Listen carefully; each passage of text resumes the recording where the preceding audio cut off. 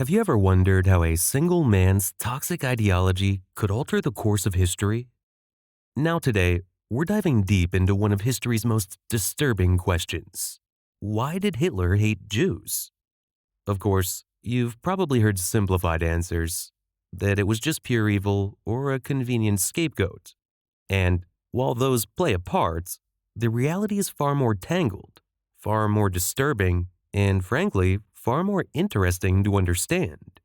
Because to truly grasp Hitler's antisemitism, we have to go beyond slogans and propaganda and delve into the man himself, the society he emerged from, and the deeply rooted historical currents he exploited. And trust me, what you're about to hear goes far beyond the textbook theories you think you already know. Let's start by stepping back in time. Hitler's worldview didn't appear out of nowhere. He was born into an environment already steeped in centuries-old European antisemitism. Added to that, he was grown up in Vienna, which at the time was a hotbed of ethnic nationalism and social resentment. Now, Hitler, a young, struggling artist, absorbed this atmosphere like a sponge.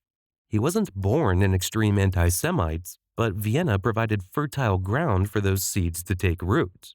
In fact, historians like Ian Kershaw argue that early exposure to these ideas in Austria, where he lived during his formative years, played a significant role in shaping his later beliefs.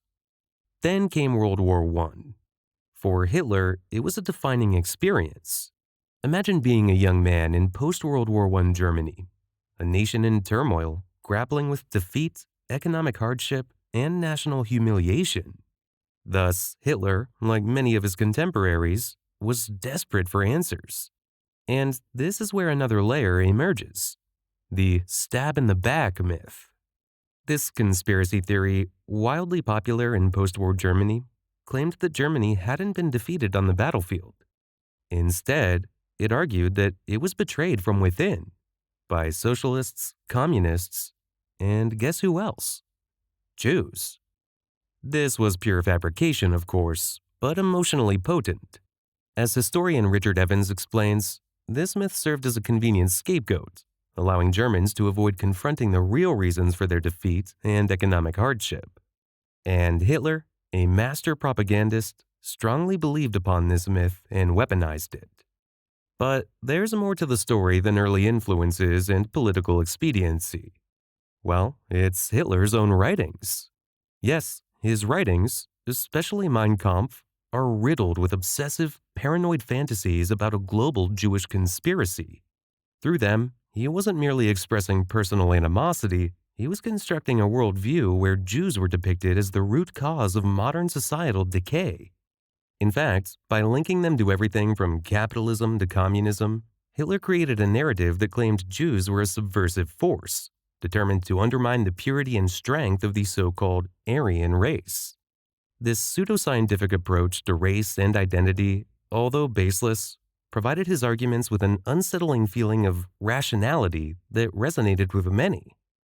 Furthermore, Hitler's hatred on Jews was amplified by his personal failures and frustrations. His struggles in his early years, be it his rejected ambitions as an artist or his setbacks in politics, fed into a narrative where personal misfortune was blamed on external, convenient targets.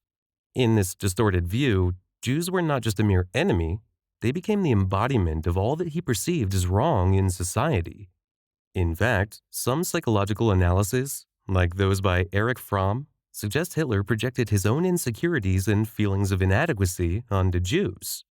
In Hitler's eyes, they had everything he lacked: the success, worldly flair, and sharp intellect, which sparked both envy and anger in him. Now, it's important to acknowledge the complexity here. Attributing Hitler's hatred solely to personal psychology is too simplistic. It's not just about him. It's also about the society he was addressing. In fact, Germany in the 1920s and 30s was ripe for this kind of scapegoating. Issues like economic depression, political instability, national humiliation created a fertile ground for extremist ideologies to flourish. Now, Hitler offered a simple, if utterly false, explanation for all of Germany's woes: the Jews. And tragically, millions were willing to believe it. So, throughout our exploration today, notice how so many factors contributed to Hitler's hate on Jewish people. It was the combination of deeply ingrained cultural prejudices, the dark aftermath of the war, a calculated exploitation of those factors for political gain, and perhaps even psychological pathology. These all intertwined to create a combustible mix that fueled one of the darkest chapters in human history. Now, lastly, remember one thing. The question, why Hitler hated Jews, isn't just about the past. It's a question that echoes into our present, urging us to learn, to remember, and to actively build a future free from such hatred.